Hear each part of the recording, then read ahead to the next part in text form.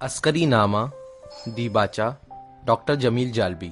मोहम्मद हसन अस्करी को पहली बार मैंने उस वक्त देखा जब वो आर्जी तौर पर अंग्रेजी पढ़ने के लिए मेरठ कॉलेज आए थे। शेरवानी पहने हुए, पान की लाली से होंठ रचे हुए, हाथ में किताबें, आंखों पर ऐनक, ऊंची पेशानी, तेल से जमे हुए बाल और मांग निकली हुई, गेहुआ रंग, चमकती रोशन आंखें, चेहरे पर संजीदगी, छरैरा बदन, दुबले पतले, खामोश, खोए खोए से अपने ख्यालात में मगन। आहिस्ता आहिस्ता क्लास से निकलकर असातिज़ा के कमरे की तरफ जा रहे थे। किसी ने बताया कि ये हसन अस्करी हैं। मैंने पूछा, वही अस्करी साहब जिनके अफसाने साकी, अदब लतीफ और अदबी दुनिया में शाये होते हैं, और वो जो हर महीने साकी में झलकियां लिखते हैं? बताने वाले ने कहा, ये तो मालूम नहीं, अलबत्ता ये मशहूर अदीब हैं। मैंने उन्हें हैरत व हसरत से देखा। ये 1945 की बात है। मैं थर्ड ईयर का तालिबे इल्म था। शौक़ अदब जिंदगी का महवर था और अदीब बनने का ख्वाब जिंदगी की ताबीर थी। अस्करी साहब को देखकर यूं महसूस हुआ कि अदीब को ऐसा ही होना चाहिए। उनके आने से मेरठ में चहल पहल सी हो गई। दायरे अदबिया की नशिस्तों में गर्मी आ गई। जैसे जैसे वक्त गुजरा, अस्करी साहब से ताल्लुकात बढ़ते गए। कॉलेज में शौकत सब्जवारी भी पढ़ाते थे और कर्रार हुसैन और गयूर अहमद रज़मी भी। सफदर हुसैन एमए कर चुके थे। कैसर जैदी उनसे भी पहले तालीम से फारिग हो चुके थे। इंतजार हुसैन एमए के आखिरी साल में और सलीम अहमद एफए में पढ़ रहे थे। अहमद हमदानी भी कॉलेज में थे। अस्करी साहब फर्स्ट ईयर की क्लास लेते थे, जो बहुत बड़ी थी। उनकी आवाज पतली और पढ़ाने का भी शायद पहला तजुर्बा था। लड़के तरह तरह की शरारतें करते, शोर मचाते और वो सब कुछ करते जो उन्हें नहीं करना चाहिए। हम सब ने तय किया कि जब अस्करी साहब क्लास में जाएं तो हम सब मुख्तलिफ दरवाजों पर खड़े रहें और कुछ अंदर जाकर बैठ जाएं ताकि उनकी अखलाकी मदद की जा सके। कुछ हफ्ते इसी तरह गुजरे और फिर फखरुल इस्लाम साहब वापस आ गए, जिनकी एवजी पर अस्करी साहब काम कर रहे थे। अस्करी साहब कॉलेज से तो अलग हो गए, लेकिन मेरठ ही में रहे। मोहल्ला मशाइखान में उनका कयाम था। 1946-47 में अस्करी साहब ने प्रोफेसर एहतशाम हुसैन की ईमा पर उर्दू तहरीक की तैयारी की। रसीदें छपी, चंदा जमा हुआ, लेकिन अभी जलसे का प्रोग्राम बन रहा था कि गढ़ मुक्तेश्वर में हिंदू मुस्लिम फसादात हो गए।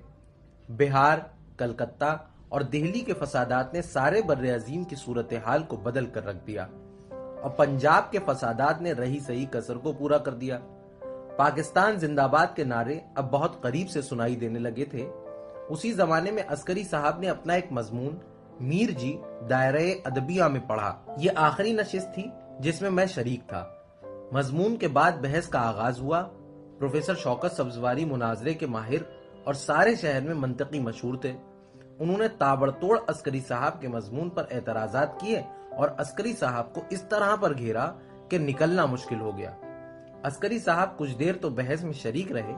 आखिर में जिच आकर कहने लगे, सब्जवारी साहब, आपसे बहस करने से बेहतर तो यह है कि आदमी मांझा सूते। 1947 के अवाइल में अस्करी साहब ने एक अफसाना लिखा। उसका जिक्र वो कई हफ्ते से कर रहे थे। हमने कई बार अस्करी साहब से अफसाना सुनने की फरमाइश की, लेकिन वो हर बार तरा दे गए। ये वही अफसाना था जो उसी साल 2 और अफसानों के साथ कयामत हमरकाब आए नाए के नाम से किताबी सूरत में साकी बुक डिपो से शाये हुआ। उस वक्त तकसीम हिंद का ऐलान हो चुका था और फसादात की आग चारों तरफ भड़क रही थी। ये किताब भी फसादात का शिकार हो गई। चंद कापियां पाकिस्तान जरूर पहुंची और खत्म हो गईं। कयामत हमरकाब आए ना आए अस्करी साहब का आखिरी अफसाना था। अक्टूबर 1947 में वो पाकिस्तान आ गए और लाहौर में टिक गए। उसके बाद उन्होंने कोई अफसाना नहीं लिखा। वो असर तपा पाकिस्तानी फिक्र के हामिल थे, जिसका अंदाजा उन खुतूत से भी किया जा सकता है जो उन्होंने डॉक्टर आफताब अहमद खान और समद शाहीन और मुमताज शीरी के नाम लिखे और जो अब तख्लीकी अदब और नया दौर कराची में शाये हो चुके हैं। अस्करी साहब ने एक जगह लिखा है कि शायद मेरी फितरत के आरियाई और सामी अनासिर एक दूसरे से मुतसादुम हो रहे हैं। एक तरह से ये जंग पूरी दुनिया में जारी है, लेकिन आजरी का जमाना आने तक कल्चर की हिफाजत के लिए शायद सामियत ही कुछ ज्यादा मुफीद है, अदब में भी। इख्तितामिया जजीरे, सफा नंबर 207। पाकिस्तान आकर अस्करी साहब ने इसी फिक्र को आगे बढ़ाया।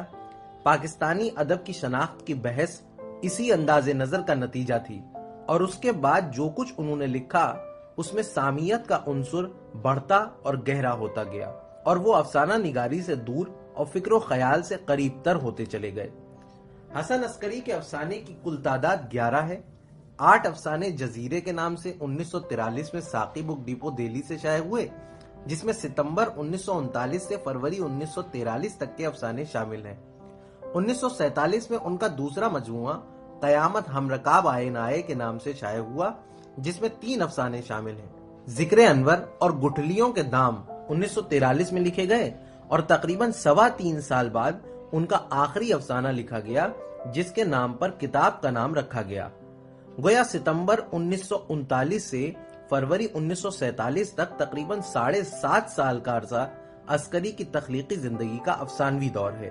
حیرت کی بات ہے کہ 1947 سے وفات 1977 تک کوئی افسانہ نہ لکھنے کے باوجود ان کے افسانوں کے حوالے اور ان کا ذکر مختلف مضامین میں آتا رہا، اور عسکری بحیثیت افسانہ نگار ہمیشہ قدر و منزلت کی نظر سے دیکھے جاتے رہے۔ ان کے افسانے جدید اردو افسانے کی تاریخ کا ناگزیر حصہ ہیں۔ شعور کی رو وہ بنیادی تکنیک ہے جسے عسکری نے نہ صرف متعارف کرایا بلکہ نہایت خوبی سے نبھا کر اردو فکشن کے لیے نیا راستہ کھولا، اور اردو افسانے کو مغرب کے افسانے کے دائرے میں داخل کر دیا۔ حرام جادی 1940 اور چائے کی پیالی 1941 اس تکنیک کی بہترین مثال ہے۔ 1940 کو سامنے رکھ کر اس کے بعد افسانے اور فکشن کو دیکھیے تو آپ کو اس تکنیک کے واضح اثرات نظر آئیں گے۔ اردو افسانے میں حسن عسکری کی یہی تاریخی اور تخلیقی اہمیت ہے۔ عسکری کے افسانوں کے سلسلے میں یہ بات بھی قابل ذکر ہے کہ ان میں پلاٹ نہیں ہوتا، لیکن داخلی و خارجی کیفیات کا حقیقت پسندانہ جزیاتی اظہار شیر و شکر ہو جاتا ہے کہ پلاٹ نہ ہوتے ہوئے بھی کہانی پورے خد و خال کے ساتھ ابھر کر قاری کو گرفت میں لے لیتی ہے۔ اسی کے ساتھ تنہائی کا احساس، نفسیاتی کشمکش اور جنسیت کا فطری اظہار ایک طرف افسانے کی فضا میں رنگ بھرتا ہے، اور دوسری طرف ان کرداروں کو ابھارتا اور نمایاں کرتا ہے جن کے ارد گرد افسانے کا تار و پود بنا گیا ہے۔ اسی لیے حرام جادی کی ایملی اور چائے کی پیالی کی ڈولی ہمارے ذہن پر نقش ہو جاتے ہیں۔ حسن عسکری کے افسانوں کے اسلوب میں حقیقت نگاری، اشاریت اور تخیل سب ایک ساتھ ملے جلے ہوتے ہیں۔